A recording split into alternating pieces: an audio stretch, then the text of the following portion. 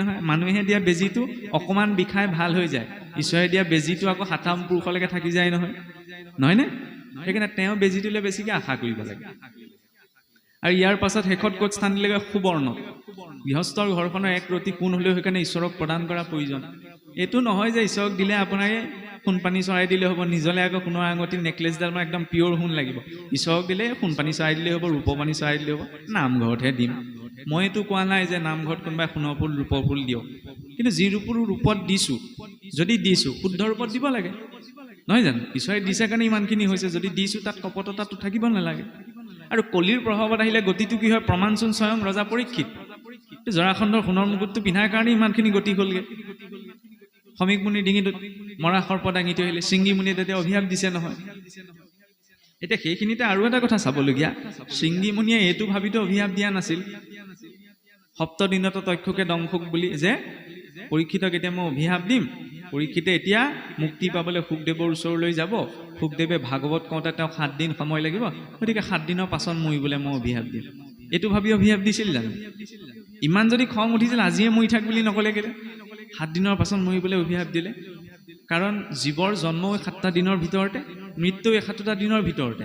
আপুনি মই গতি পালেও 7টা দিনৰ ভিতৰতেই পাম অধোগতি পালেও 7টা দিনৰ ভিতৰতেই পাম পৰীক্ষিতৰ ওচৰত যিদৰে 7টা দিন আছিল আপোনাৰ মোৰ জীৱনতো গতি অগতি পোৱাৰ বাবে 7টা দিনেই আছে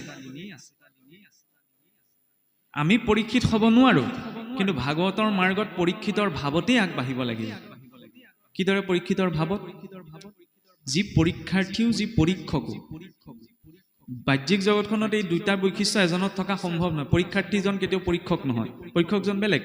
কিন্তু আধ্যাত্মিক জগতত এই দুটাই বৈশিষ্ট্য নিজৰ ভিতৰত লাগিব পৰীক্ষাৰ্থী কিহৰ জন্ম মৃত্যু জৰা ব্যাধি এইটো এটা পৰীক্ষা